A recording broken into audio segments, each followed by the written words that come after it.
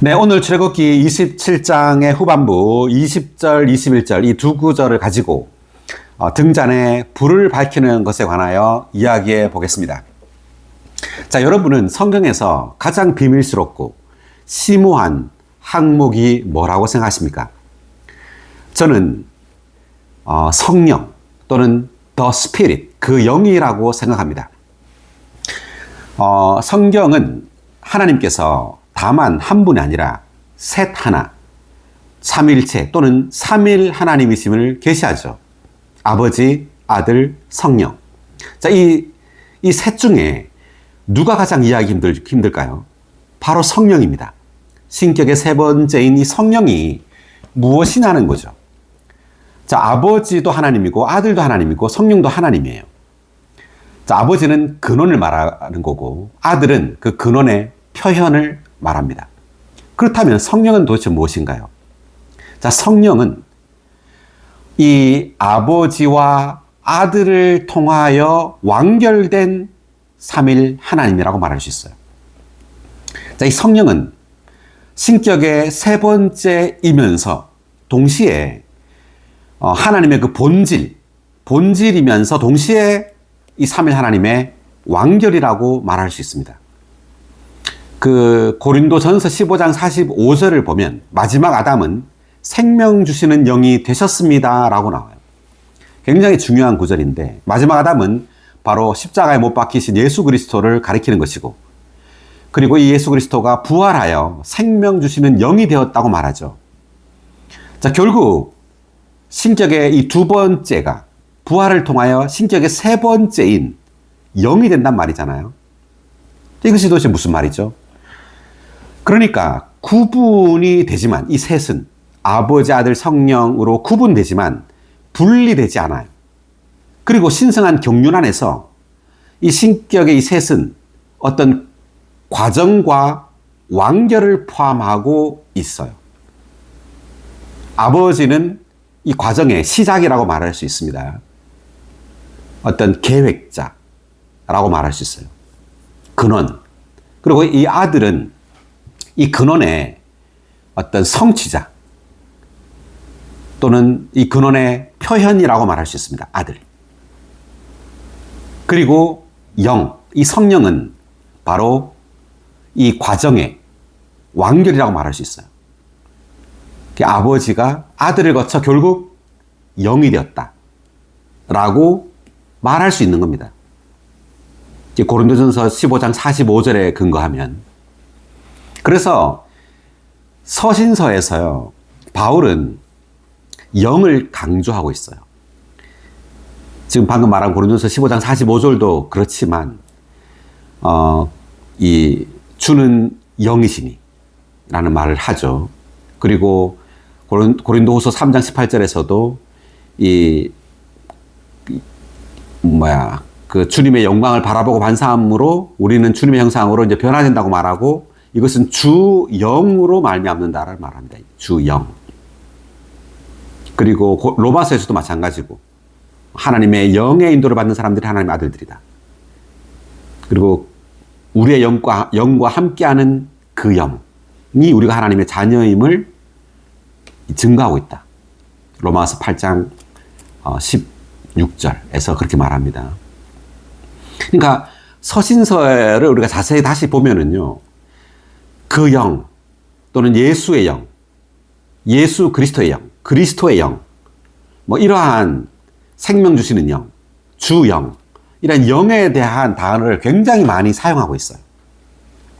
그래서 오늘도 우리는 이 구약에서 어떤 예표 또는 상징으로 그 영을 가리키고 있는 이 기름에 대해서 우리가 이제 보게 될 텐데, 자, 한번 이제 읽어가면서 또 한번 이야기를 해보겠습니다. 20절. 너는 이스라엘 자손에게 올리브 열매를 찧어서 짜낸 순수한 기름을 내게 가져오라고 명령하여 불을 밝히되 등불이 항상 타오르게 하여라. 자, 올리브 열매를 찧어서 짜낸 순수한 기름이라고 말했습니다. 자, 이 기름이 어떻게 나오는지를 말하고 있죠. 자, 이 기름은 올리브에서 나와요. 그런데 이 올리브 열매를 찧어서 짜냈다고 말하죠. 이 기름을. 자, 그렇다면 이 올리브 열매는 그리스도를 상징합니다. 그리고 찧었다는 것은 어떤 죽음과 어떤 고난과 이러한 과정을 거쳤다는 것을 말을 해요. 그리고 마침내 이러한 과정을 거친 이 올리브 열매는 기름으로 최종 완성되게 됩니다. 그래서 기름은 어떤 식물이나 동물의 엑기스죠. 최종 어떤 완성품이라고 말할 수 있어요. 이 기름이. 마찬가지로 The Spirit 또는 Life Giving Spirit, 생명 주시는 영은 바로 삼일 하나님의 완성이라고 말할 수 있어요. 또는 완결이라고 말할 수 있습니다. 아멘. 자, 여기 20의 1번 각주, 기름에 대한 각주 읽어볼까요?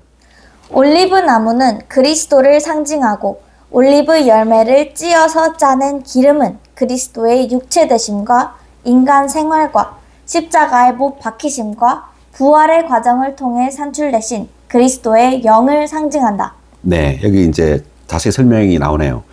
자, 올리브 나무는 그리스도, 그리고 올리브 열매를 찧어서 짜낸 기름은 그리스도의 육체 되심, 인간 생활, 십자가에 못 박히심, 부활, 이러한 과정을 통해 산출된, 최종 완성된 바로 그리스도의 영 또는 예수 그리스도의 영 또는 생명 주시는 영을 상징합니다. 굉장히 중요해요. 자, 말씀 하나를 찾아보겠습니다. 출애굽기 17장 6절.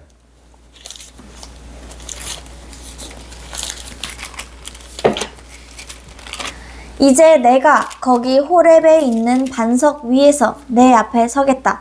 너는 그 반석을 쳐라. 그러면 거기에서 물이 나와 백성이 마실 수 있을 것이다. 네, 여기까지 보면 너는 그 반석을 쳐라 라고 말했습니다. 그러면 거기에서 물이 나와서 백성이 마실 수 있을 것이다 라고 말해요. 자, 이 반석은 그리스도라고 바울이 고린도 전서 10장에서 해석을 합니다. 이 반석은 그리스도라고 말하죠. 그럼 이 반석에서 나온 물은 뭘까요? 물도 그리스도예요. 어떤 그리스도냐 하면 부활하신 그리스도입니다. 이 반석을 쳤다는 것은 반석이신 그리스도가 십자가에서 깨어졌다. 즉 십자가에 못 박혀 죽으셨단 말이고, 그리고 거기서 물이 나왔단 말은 죽음에서 부활하신 그리스도가 바로 물이란 말이에요. 생수란 말입니다. 이 생수로서 이제 주님은 믿는 이들 안으로 흘러 들어온단 말이에요. 아멘. 한면으로 주님은 죽고 부활하고 승천해서 하나님 보좌 우편에 계시지만, 또 한편으로는 주님은 부활을 통하여 이 물, 생수가 되셨어요.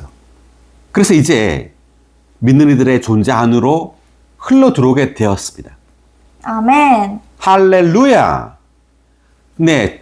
그리고 주님께서 죽고 부활하여 이 생수로 상징된 그 영, 더 스피릿이 되신 목적은 믿는 이들의 그 존재 안으로 흘러 들어오기 위해서예요.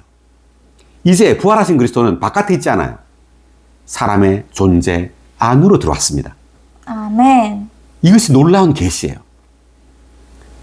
우리는 주님을 믿을 때 다만 주님이 오기를 기다리는 사람일 뿐만 아니라 주님을 믿었을 때 주님이 우리 존재 안으로 생수로 흘러 들어왔다는 것을 알아야 해요. 이제 생수이신 그 영이신 그리스도는 우리의 영 안에 계시고요. 이제 우리는 이 생수이신 그 영을 매일매일 접촉하고 체험하고 먹고 마시고 누려야 합니다. 아멘. 그럴 때 우리의 안으로 흘러들어오는 이 생수가, 이 그 영이 우리의 온 존재, 우리의 혼과 몸을 적시는 거예요. 아멘. 네, 매일매일 적시고 침투하고 충만하게 해서 우리로 하여금 그리스도화, 그리스도가 되게 하는 겁니다. 우리로 하여금 하나님을 표현하는 하나님의 아들들이 되게 하는 거예요. 아멘. 할렐루야. 자, 여기 각주를 한번, 자, 6의 3번 각주를 읽어보겠습니다. 물에 대한 각주. 맞은 반석에서 흘러나온 물은 그 영의 예표이다. 그리스도는 육체 되심을 통하여 이 땅에 반석으로 오셨다. 그분은 하나님의 구속을 성취하시기 위하여 십자가에서 하나님의 의로운 율법의 권위로 맞으셨다.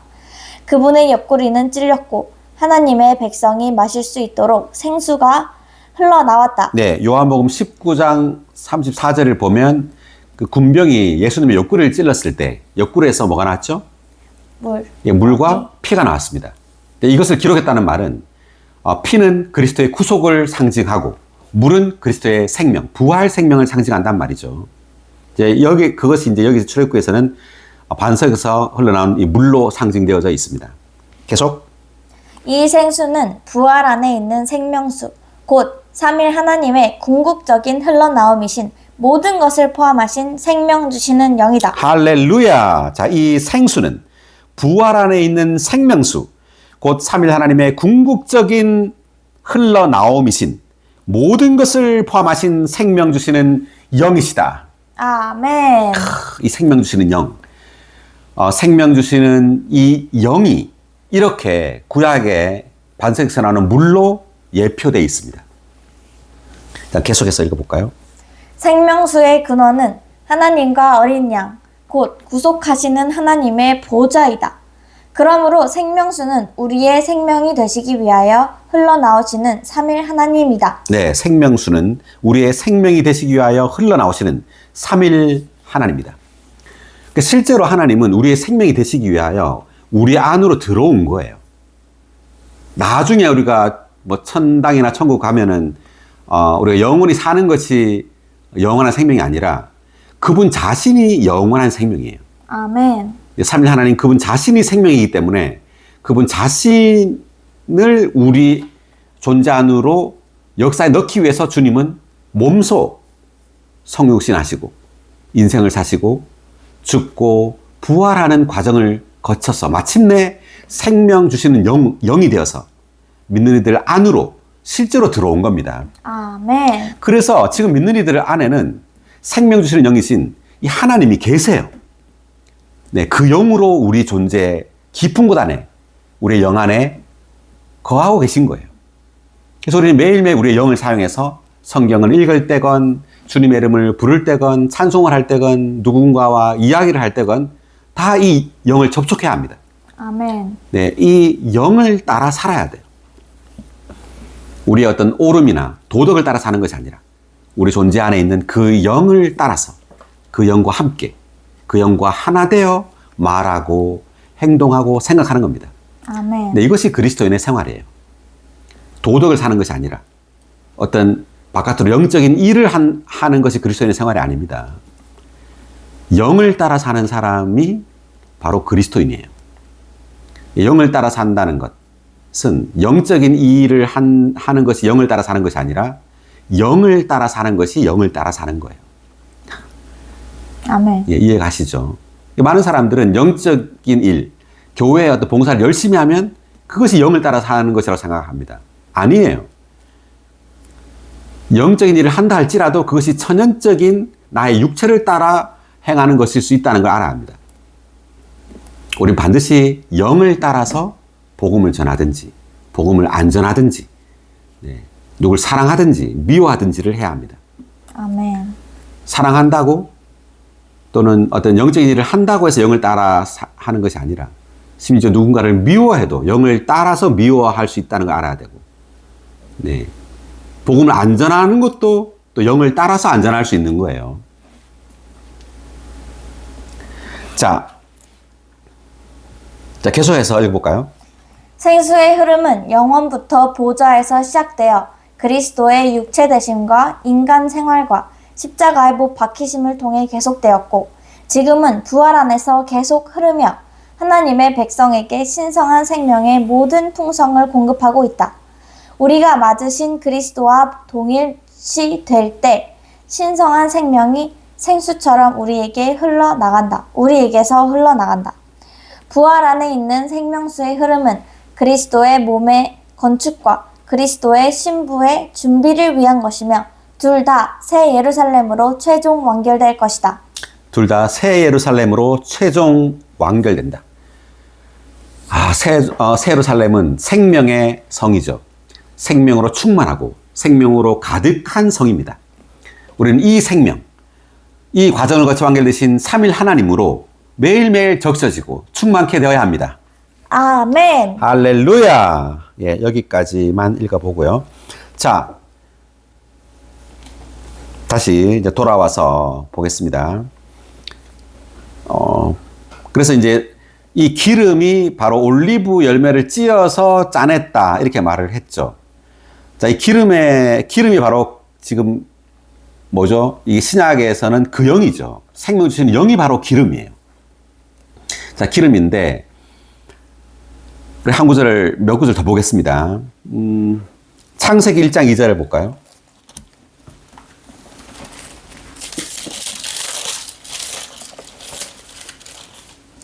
그러나 땅이 황폐하고 공허하게 되었으며 어둠이 깊음의 표면 위에 있었고 하나님의 영은 수면을 품고 계셨다. 땅이 황폐하고 공허하게 되었고 어둠이 깊음의 표면 위에 있었다. 이때 이 땅은 한면으로 그리스도를 상징하기도 하지만 또 한면으로는 우리 사람을 상징합니다. 그래서 이 사람의 그 타락한 사람의 상태를 지금 2절에서 묘사해주고 있는 거예요. 사람이 황폐하고 공허하게 되었다는 거죠. 타락으로 인해서. 그리고 어둠이 깊음의 표면에 있다.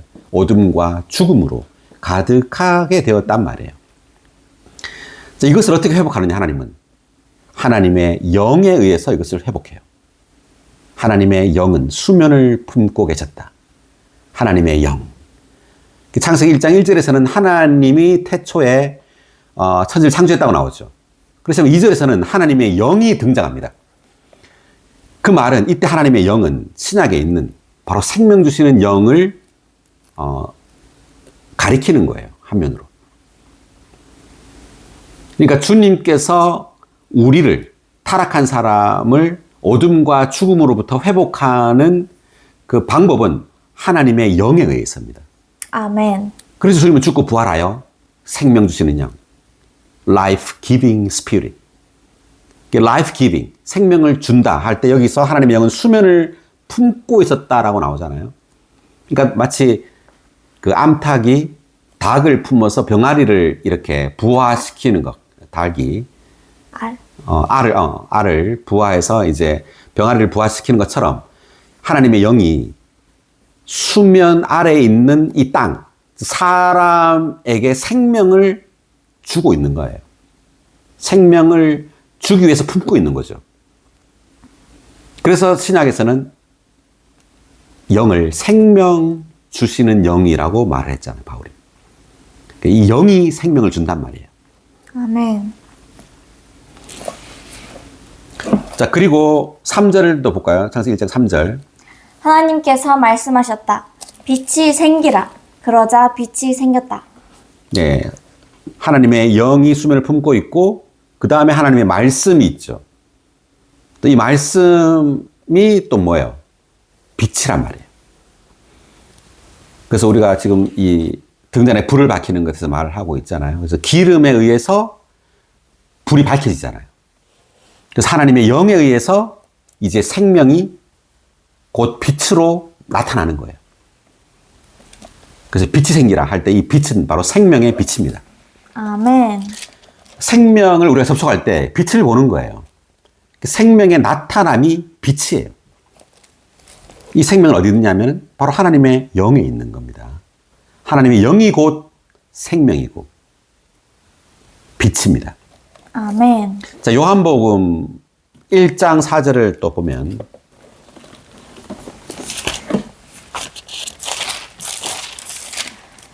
그분 안에 생명이 있었으며 그 생명은 사람들의 빛이었다.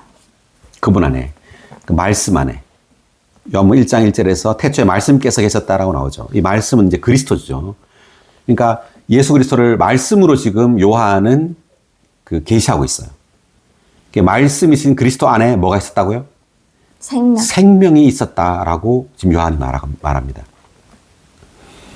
그러니까 우리가 말씀을 접촉할 때 이 말씀 안에는 생명이 있어요. 자, 이 생명이 곧 빛이라는 거죠. 자, 우리가 성경을 읽을 때 만약에 생명을 접촉하지 못하면 우리는 빛을 볼 수가 없어요. 다만 교리를 또는 교훈을 얻을 뿐이죠.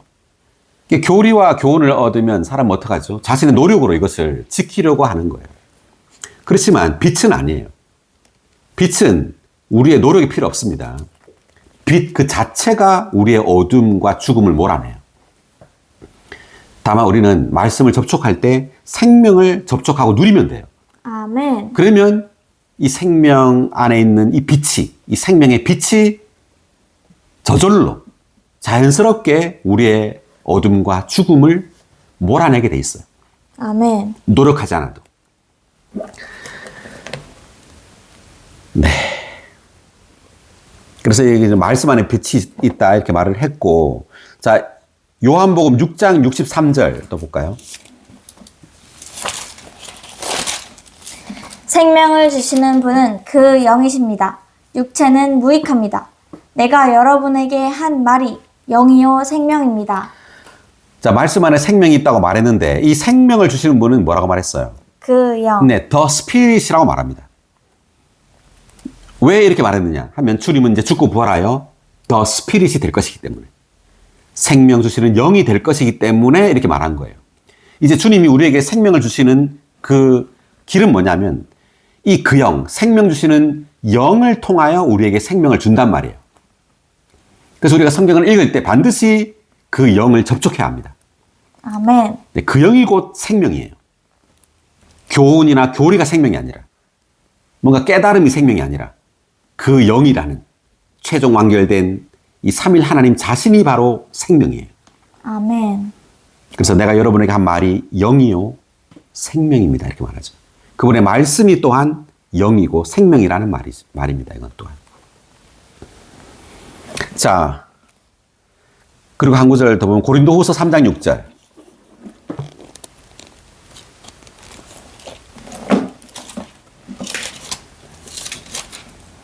하나님께서 우리를 새 언약의 사역자들이 되기에 충분한 자격이 있게 하셨습니다.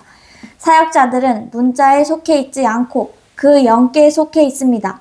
왜냐하면 문자는 사람을 죽이는 것이지만 그 영은 생명을 주시기 때문입니다.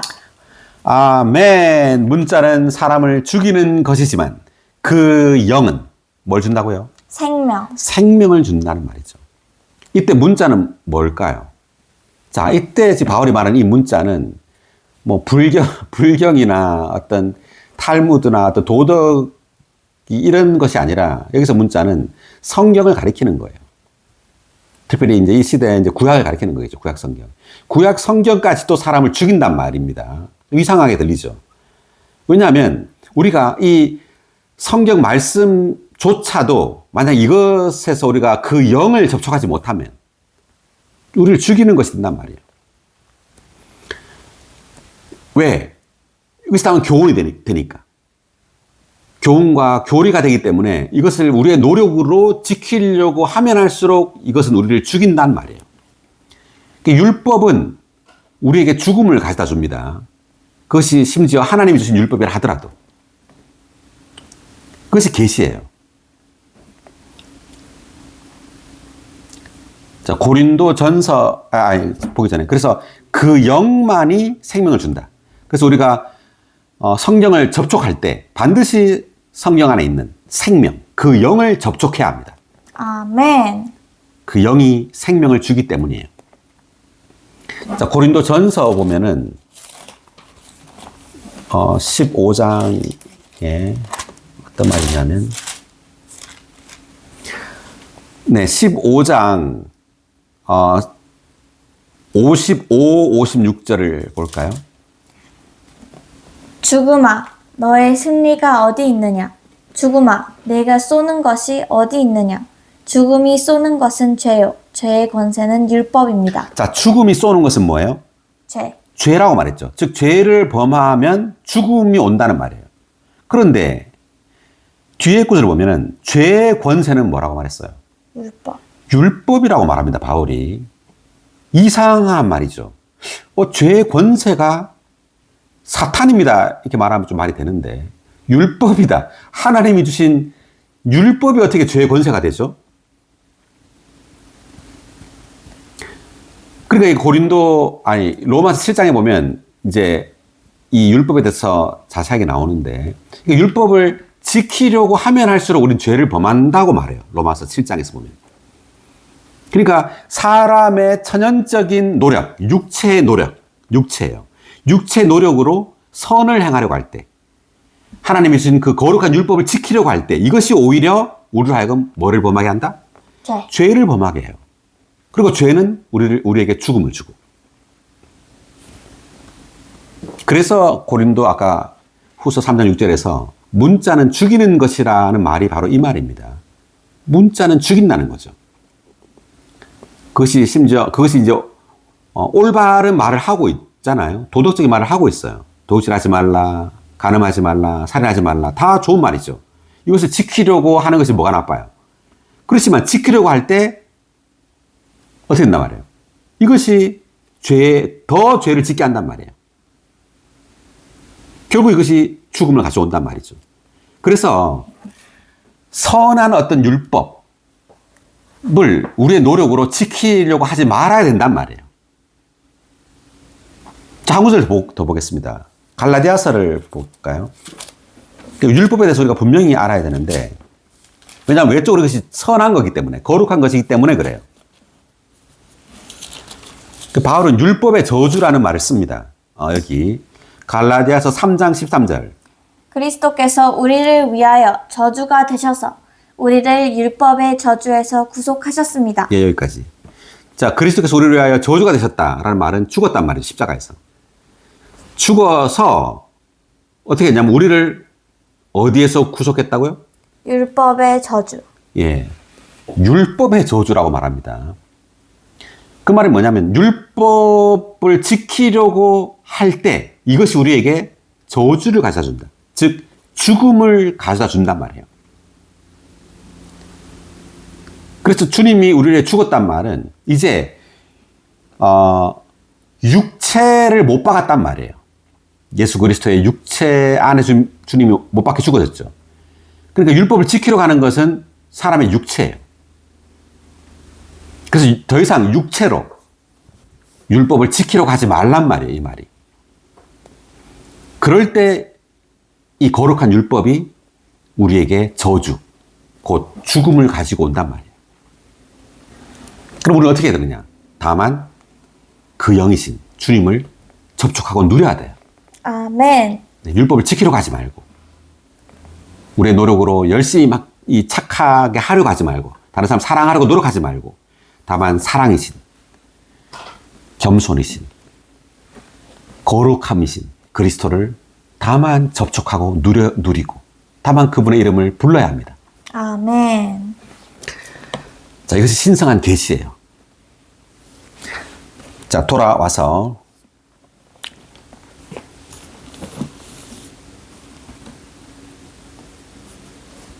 자, 20에 2번 각주, 등불이 항상 타오르게 하여라에 대한 각주 읽어볼까요?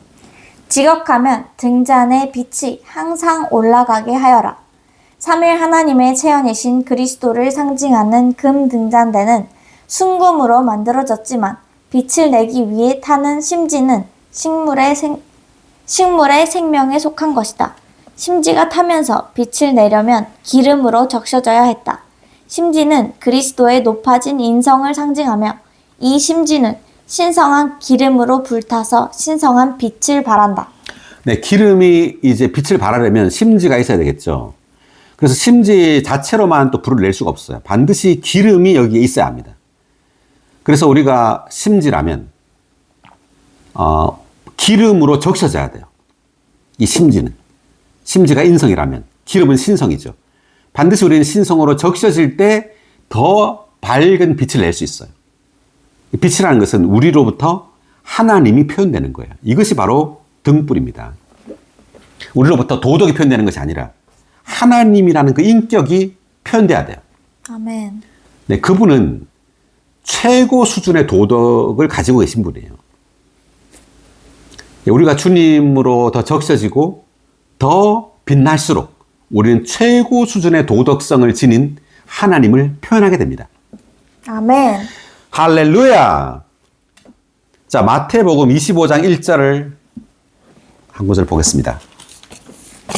열처녀 비유가 나오는데, 그때 천국은 마치 등을 들고 신랑을 맞으러 나간 열 처녀와 같습니다. 네, 천국은 마치 등을 들고라고 말했죠. 신랑을 맞으러 나간, 이때 신랑은 그리스도입니다. 그리고 열 처녀. 자, 우리 믿는 이들이 바로 처녀죠. 처녀. 자, 처녀인데 등을 들고 나가요. 자, 계속 읽어보면. 그들 가운데 5은 어리석고 5은 현명하였습니다.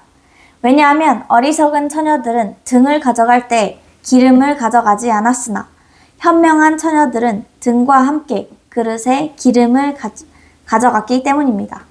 열 처녀 중에 5은 어리석다고 말하고, 그리고 5은 현명하다고 말하는데, 자, 어리석고 현명하고의 그 기준이 뭐냐면 기름이에요. 3절 보니까 어리석은 처녀들은 등을 가져갈 때 기름을 가져가지 않았다라고 말합니다. 근데 현명한 처녀들은 등과 함께 그릇에 뭘 가져갔어요? 기름을 가져갔다고 말해요. 그래서 기름은 성령이라고 말했죠. 자, 우리가 생명 주시는 영이신 이 그리스도를 누리고 체험하고 그렇게 할 때 우리의 그릇에, 이때 그릇은 혼입니다. 혼. 우리의 혼에 기름이 채워져요. 그럴수록 더 밝게 빛나겠죠. 자, 여기 각주를 보겠습니다. 1의 2번 각주, 등에 대한 각주. 등은 기름이신 하나님의 영을 담는 믿는 이들의 영을 상징한다. 믿는 이들은 그들의 영 안에서 하나님의 영의 빛을 비추어 낸다. 이렇게 하여 그들은 세상의 빛이 되고 이 시대의 어둠 가운데서 등불로서 빛을 비추며 하나님께 영광을 돌리기 위해 주님의 증거를 짊어진다. 자, 등은 우리 사람의 영이에요. 근데 이 등 안에 있는 기름은 하나님의 영이에요. 하나님의 영이 우리에게 더 많아질수록 빛이 더 나겠죠. 그럴 때 우리는 주님의 증거가 돼요. 증거가 된다는 말은 우리로부터 하나님의 표현이 더 많아진단 말이에요. 우리 일상생활 가운데서. 자, 1의 3번 신랑에 대한 각주. 신랑은 사람을 기쁘게 하고 사람의 마음을 끄는 분이신 그리스도를 상징한다. 네, 신랑은 우리를 기쁘게 하고 우리의 마음을 끄는 분이신 그리스도를 상징한다라고 돼 있죠. 그래서 마지막에 이제 주님께서 오실 때 이제 신랑으로서 오세요. 왜냐하면 우리와 결혼하기 위해서. 우리 신부죠. 그래서 한면으로 주님이 신랑이라는 말은 우리가 기름을 얻는 길은 신부로서 신랑이신 그리스도를 사랑하는 거예요. 매일매일 주님을 사랑한다고 말하는 겁니다. 오, 주여, 당신을 사랑합니다. 오, 주여, 오늘도 당신의 사랑을 누립니다. 오, 나를 사랑하시는 주님, 오늘도 주님의 사랑으로 적셔지기 원합니다. 주님의 사랑이 얼마나 나에게 달콤한지. 자, 이렇게 기도할 때 기름이 채워지는 거예요. 그리스도가 우리 존재 안으로 흘러들어오는 겁니다. 아멘.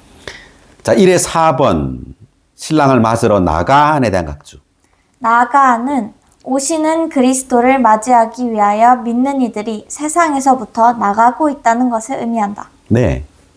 그래서 참된 믿는 이들은 이제 기름으로 적셔질수록 우리는 세상으로부터 점점 나가게 돼요. 체험에 있어서. 근데 세상과 멀어진단 말이에요. 누구를 향하여? 그리스도. 네, 그리스도를 향하여 점점 가까워지는 거예요. 그리스도와 가까워질수록 세상과는 멀어진다는 말이죠. 그 다음, 열 처녀에 대한 각주. 열은 12의 대부분이다. 그러므로 그 열 처녀는 주님께서 오시기 전에 죽게 될 대부분의 믿는 이들을 대표한다. 마태복음 24장 40절부터 41절까지의 두 남자와 두 여자는 주님께서 오실 때까지 살아있게 될 남아있는 믿는 이들을 대표한다. 네. 자, 그래서 열 처녀는 대부분의 이제 믿는 이들인데, 주님 오시기 전에 죽게 될 믿는 이들. 그리고 마태복음 24장에 있는 40절에 있는 그 두 남자와 두 여자는 주님 오실 때 살아있는, 남아있는 믿는 이들을 대표한다. 이렇게 말했고요. 자, 그 다음 처녀에 대한 각주. 처녀들은 생명의 방면에서 본 믿는 이들을 상징한다. 왕국 백성인 믿는 이들은 순결한 처녀들과 같다. 처녀들로서 그들은 어두운 시대에 주님의 증거, 등을 가지고 주님을 맞으러 세상에서 나가고 있다. 이 일을 위하여 그들에게는 성령의 내주뿐만 아니라 성령의 충만도 필요하다. 그러니까 우리가 주님을 순수하게 사랑하는 처녀들이에요. 사랑하면 할수록 우리는 주님의 증거를 지니게 되는데 이 증거가 이제 등으로 지금 여기 묘사되고 있죠. 즉 우리에게 주님의 증거가 많단 말은 주님의 표현이 많단 말이에요. 사람들은 우리를 통해서 더 주를 보게 돼요. 예, 더 빛난단 말이죠. 우리의 자아로 빛나는 것이 아니라 우리를 통해 주님이 표현되는 것으로 빛나는 거예요. 아멘. 자, 그 다음 2의 1. 자, 이거는 이제 각자 읽어보시면 될 것 같고. 자, 4의 1번 그릇에 대한 각주를 읽어보겠습니다. 사람은 하나님을 위해 지어진 그릇이고 사람의 인격은 그의 혼에 있다. 그러므로 여기에서 그릇은 믿는 이들의 혼을 상징한다. 현명한 다섯 처녀들은 그들의 등에 기름을 가지고 있을 뿐 아니라 그릇에도 기름을 가지고 있다. 그들이 등에 기름을 가지고 있다는 것은 하나님의 영께서 그들의 영 안에 거하고 계신다는 것을 의미하고 그릇에 기름을 가지고 있다는 것은 하나님의 영께서 그들의 혼을 충만하게 하시고 적시고 계신다는 것을 의미한다. 등의 기름은 이제 하나님의 영이 우리의 영 안에 있다는 말이고 거듭날 때 하나님의 영은 사람의 영 안으로 들어오게 되죠. 그리고 난 다음에는 이제 우리가 주님을 누리고 체험할 때 이 사람의 영 안에 있는 이 하나님의 영은 그릇인 사람의 혼 안으로 흘러 들어오고 혼을 충만케 한단 말이에요. 그래서 우리의 혼 안에 기름이 많으면 많을수록 우리는 더욱더 주님을 증거하게 되고 표현하게 된다는 말입니다. 아멘. 예, 더 빛나요. 할렐루야. 아멘. 네. 자, 다시 돌아와서 출애굽기.